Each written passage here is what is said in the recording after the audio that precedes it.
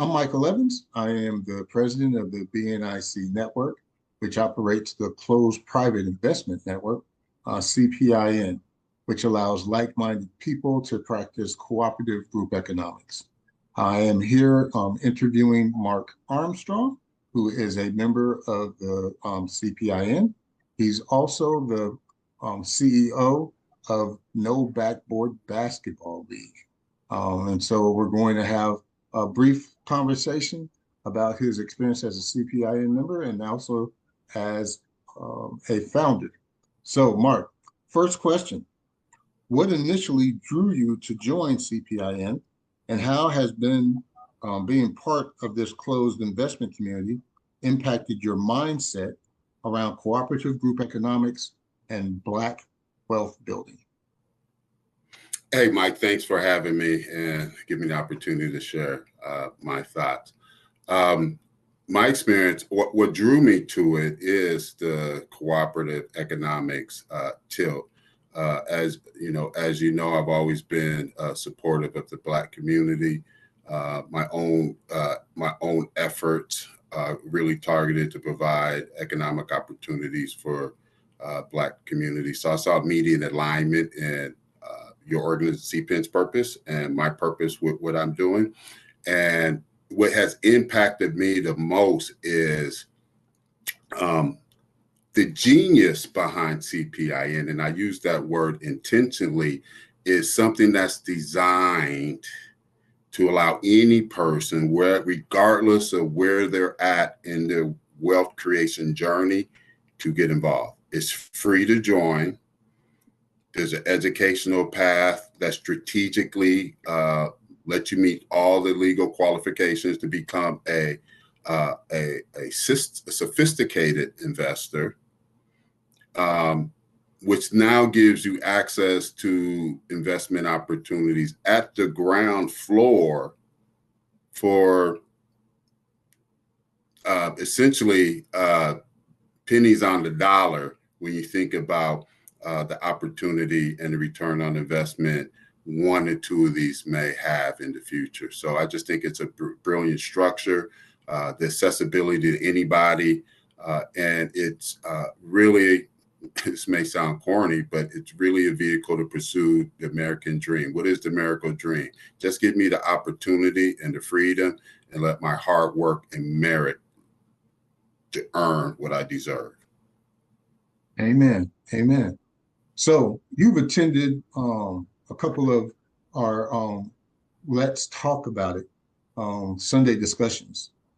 Can you share one insight or moment that really stood out to you and how it shaped your approach as a founder and as a leader? I'm thinking of two. I'm thinking of the Bitcoin conversation that we had. And what that did for me is it validated, as you see, I have Bitcoin on my shirt. It validated my thesis on including the Bitcoin treasury for long-term value creation, and as a tool that we eventually can turn around to use that treasury to provide subsidiaries to people to start businesses within our ecosystem. The second and most recent one, which was very powerful for me from my work in basketball, again, with a focus on opportunities for American Black communities, was our conversation we had most recently about investing in Africa. I felt the panel was more than qualified. All of them are work in Africa as well as have an experience in the States. So it's impactful to hear the perspective of Black individuals who have the dual experience and a balanced perspective, one end of the Americans, the descendants of American slaves in that experience, and the descendants of European colonialism on the continent. And that, though those are two different forms of oppression, the same impact on the mind and the limited thinking that it can impress on Black people's minds on either continent was very real. And then the second thing, more specifically, which verifies a lot of my concerns with the sport of basketball, is there is significant investment taking place in Africa on purpose. And to know that there is a venture capital firm that exists in the world for the sole purpose to identify future basketball athletes on the continent of Africa blew my mind.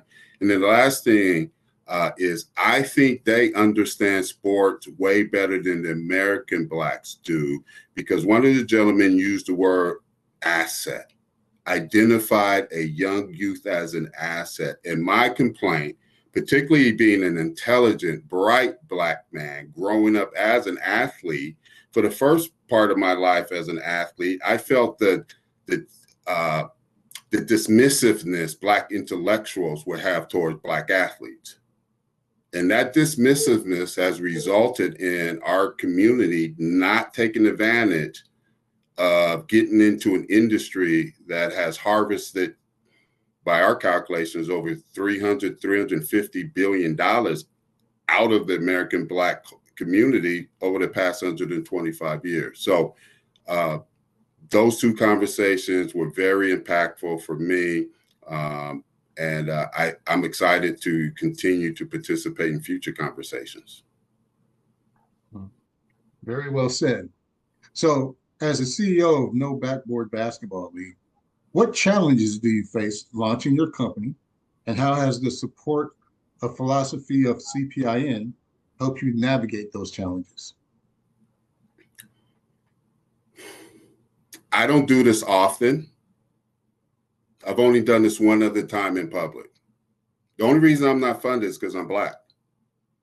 Full stop.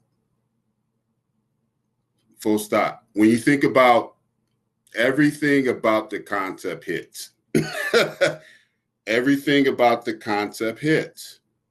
The business model hits. The benefit is self-evident. How many products are self-evident? If you do this, you get better at that.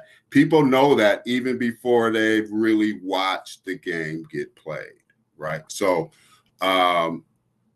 CPIN helped me because it's given me access to a community of like-minded free thinkers who understand the importance of cooperative group economics, and people who are responding positively to what I'm doing. And I see as future members of the cooperative economic system that's going to be built around the No Backboard Basketball League. So it's exciting to get plugged into a community of like-minded people who just don't want to support businesses like mine, but all businesses that are going to lead to a positive impact in the American Black community. And as we spoke about most recently, the Black diaspora, as well as the continent of Africa.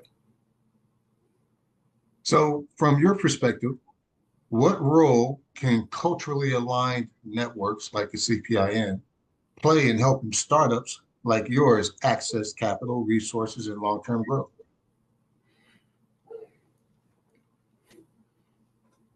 I think first is, and most important, is the education. You don't know what you don't know. So it's the education, it's the networking, right? There's a reason why in the Bible they say, don't forsake the assembly of the saints, right? If you get away from hanging around like-minded people, you can lose some of that juju, that energy, that motivation for that thing you're pursuing. So to be around like-minded people who are on their own wealth creation journey, but understand their wealth creation journey is tied to helping others on their wealth creating journey. And then I think the third piece of that is the curating of well-vetted investment opportunities that people can get in when where they fit in, get in where you fit in. Right. So I think those three things, the education, the community of like-minded people, and the curation of well-vetted investment opportunities where you can get in where you fit in, be it $10, $100, $500,000, $1,000. And the fourth piece is the opportunity to leverage different approaches to achieve that. Meaning, if it's a 500 buy-in, well, the community has the resources and the tools to organize 100 people at $50 if they want to do that, to get in on that 500 buy-in, if you would, investment number. So I think the intent, the flexibility, and the education of the CPIN is one of a kind, really, one of a kind. Very, very impressed with what CPIN has put together and is bringing to the community. Thank you very much for that compliment. So what advice would you give to other Black entrepreneurs who are thinking about launching a business but haven't yet tapped into a community like CPIN?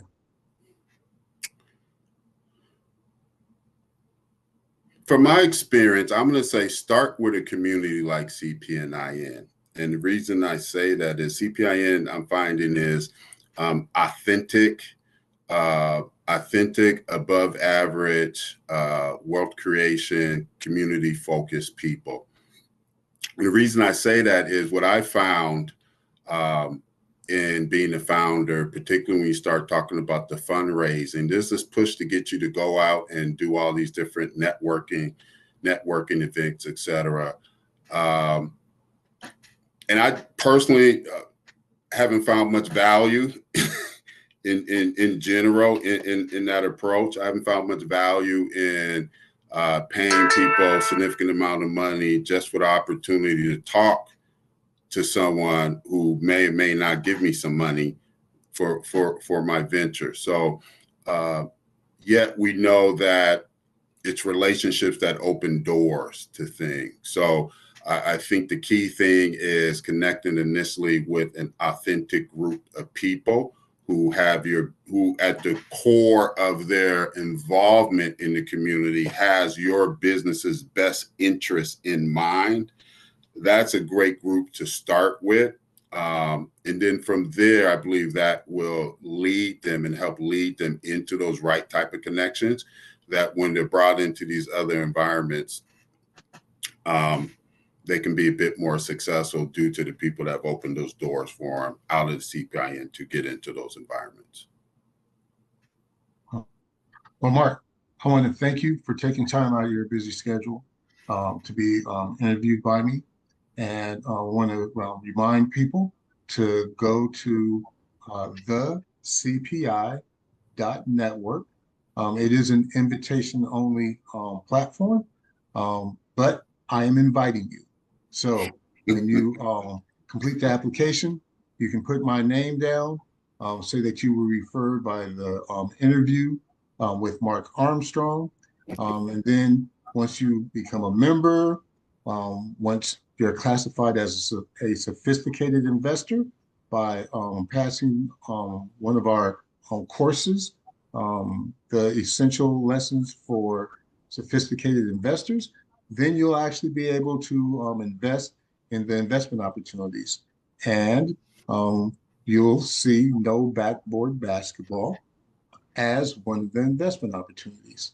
And so to learn more about what that opportunity is, go to the website, join, become a member, and then we hope to see you on any given Sunday when we have our discussion of Let's Talk About It, where each week we talk about a different topic that affects the Black community economically. So, Mark, any final words? I think CPIN is an outstanding platform that anyone that is interested in growing their wealth and learning about investing in a safe, supportive environment for free to take a look at the CPIN. All right. Thank you very much. And Mark, you have a blessed day. And goodbye, everybody.